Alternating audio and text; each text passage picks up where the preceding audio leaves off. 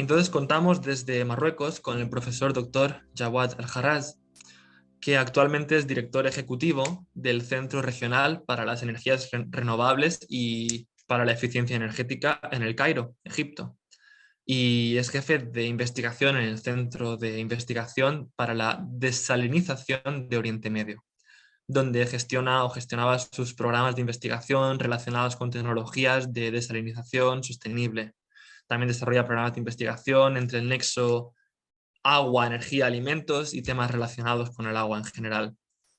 La experiencia internacional de Jawad suma más de 20 años de trabajo, en los que ha sido, entre varios cargos, presidente de evaluación de propuestas de proyectos de agua para el programa Euromediterráneo Prima, director de información y proyectos en el Sistema de Información del Agua Euromediterráneo, y también representante del Ministerio de Educación Superior e Investigación de Francia en el marco intergubernamental para la cooperación de la Unión Europea en ciencia y tecnología en Bruselas.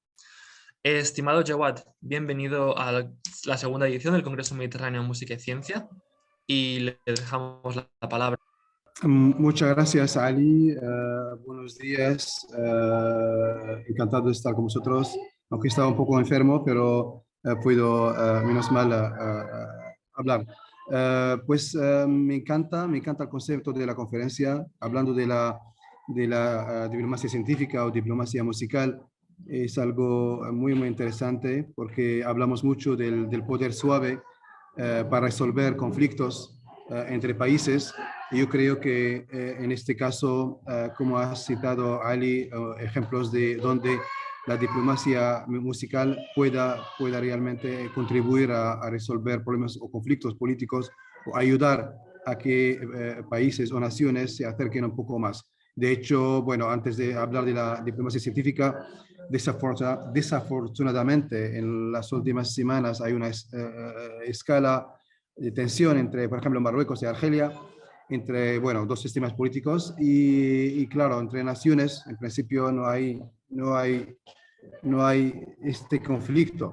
Y de hecho, cuando hablamos de música, los marroquíes les encanta la música que viene de Argelia y viceversa. A los argelinos también les encantan también los artistas marroquíes. Ojalá en este caso la diplomacia musical pueda jugar un papel para, digamos, desescalar esta tensión y poder reconciliar los sistemas políticos de ambos países. Entonces, la diplomacia científica es un concepto que apareció hace décadas y tomó, digamos, forma en varios ejemplos.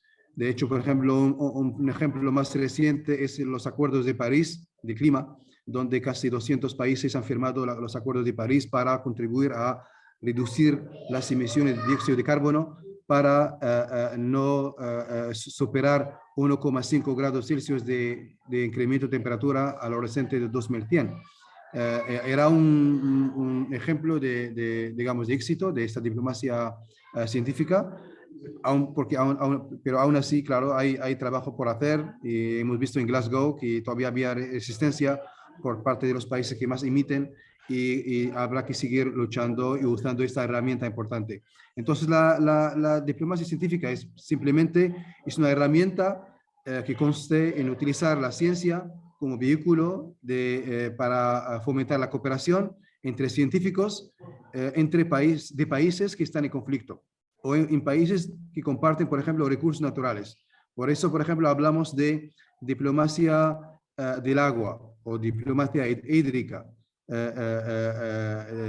caso del que se habla mucho en los últimos meses es el caso de la presa de Renacimiento en Etiopía. Como sabéis, el Nilo o sea, es un río donde varios países africanos comparten sus aguas y principalmente Egipto y Sudán han sido durante décadas los que más benefician del agua del Nilo. Pero claro, ahora con el marco ha cambiado, que hay un incremento de la población en Egipto, en todos los países del Nilo, y hay intereses también económicos, hay varios factores que han contribuido a que los acuerdos que se han firmado hace 100 años ya no están de valor ahora. Entonces, con la construcción de esta presa en Etiopía, el agua que va a llegar a Egipto va a ser, claro, mucho menos. Entonces Egipto está, digamos, luchando para ver si pueda, digamos, frenar esto.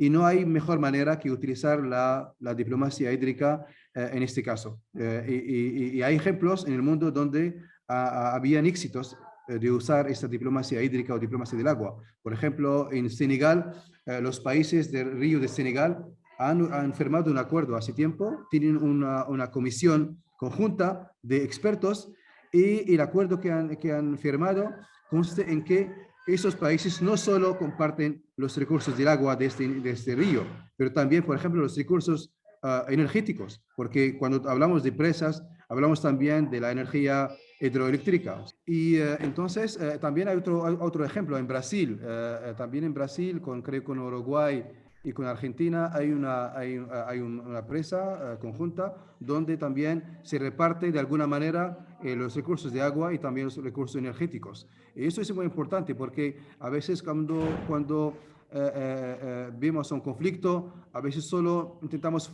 focalizar las cámaras sobre un punto único, cuando hay realmente ver toda digamos, la foto y ver los diferentes ángulos y considerar también la posibilidad de cooperar no solamente en este aspecto. O sea, ahora hablamos de recursos de agua, de recursos energéticos y también se puede también expandirlo a intercambio de expertos, intercambio de datos, cooperación en formación, capacity building, en ayudar uno al otro, donde mejor lo hace uno. Entonces, eso es un ejemplo de la diplomacia científica que se está haciendo de moda ahora y que tiene casos de éxitos, pero todavía, claro, tiene casos que son difíciles de resolver, como es el caso de la cuenca del río, del Nilo, y también de la cuenca de Jordania, y también las aguas compartidas entre Turquía, Irak y Siria. Turquía está sigue construyendo presas, y los iraquíes, los sirios no están contentos porque cada vez tienen menos agua y los agricultores están sufriendo y tienen, digamos, problemas sociales y económicos importantes por estos sucesos. Hay que intentar usar esta herramienta de diplomacia científica de manera eficiente. De hecho, hay una iniciativa que se llama Blue Peace, Paz Azul, que se ha lanzado hace un par de años con un think tank indio, donde hay representantes de Turquía, de Siria y de Irak, y se están reuniendo frecuentemente y hablan de los problemas, hablan de cómo resolverlos y hablan cómo los decidores de los tres países puedan, digamos, llegar a un acuerdo win-win, un acuerdo ganador-ganador que no, digamos, afecte a la parte del agua de cada país y que no afecte a un país, o al menos que llegue a un acuerdo donde se puede, digamos, compensar de alguna manera u otra. También, claro, hay varios acuerdos internacionales a nivel mundial.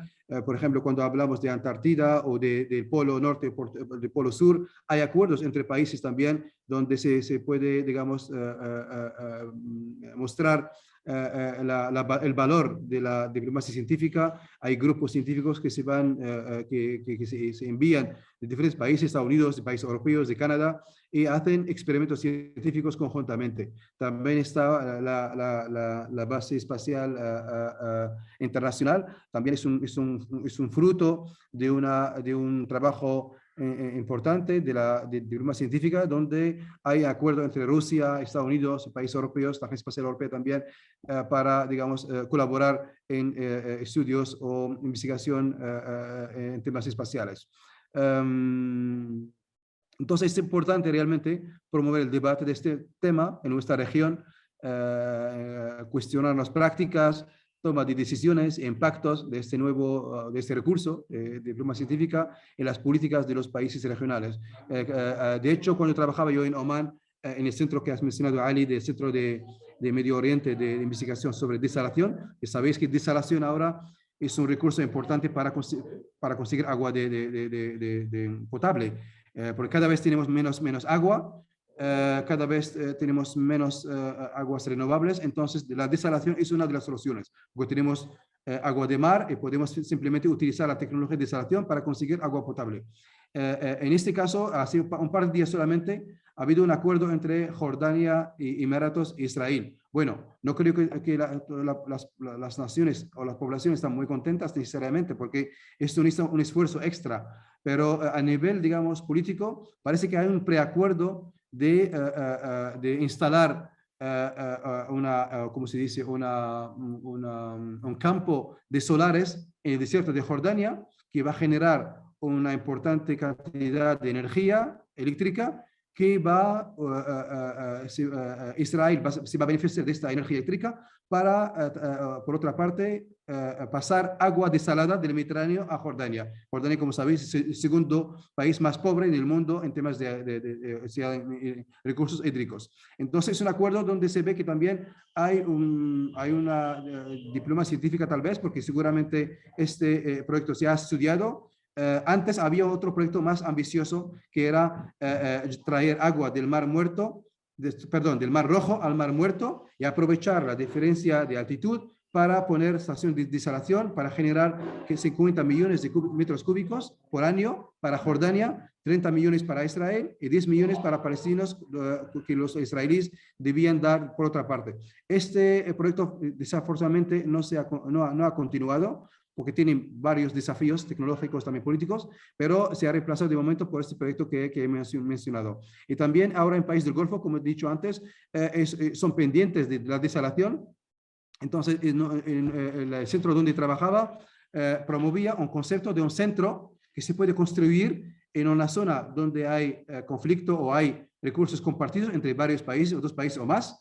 Ese centro puede reunir expertos de esos diferentes países con el soporte de países fuertes como Estados Unidos, o países europeos o otros, China, por ejemplo, India. Y esto ayuda a promover colaboración científica, colaboración en temas de formación para todos los países que comparten estos recursos. Esto puede resolver ese tipo de problemas que tenemos donde hay recursos compartidos. Y se puede aplicar a recursos de agua, se puede aplicar digamos, a recursos, digamos, por ejemplo, si hay bosques compartidos entre países o ríos o etcétera, etcétera. Entonces, definitivamente, la diplomacia científica para finalizar, es una herramienta muy útil, ha demostrado éxito en varios casos y ojalá en nuestra región también se fomente más conjuntamente con otro tipo de diplomacias como la diplomacia musical. Yo creo que tiene también un potencial muy importante, es un poder suave muy importante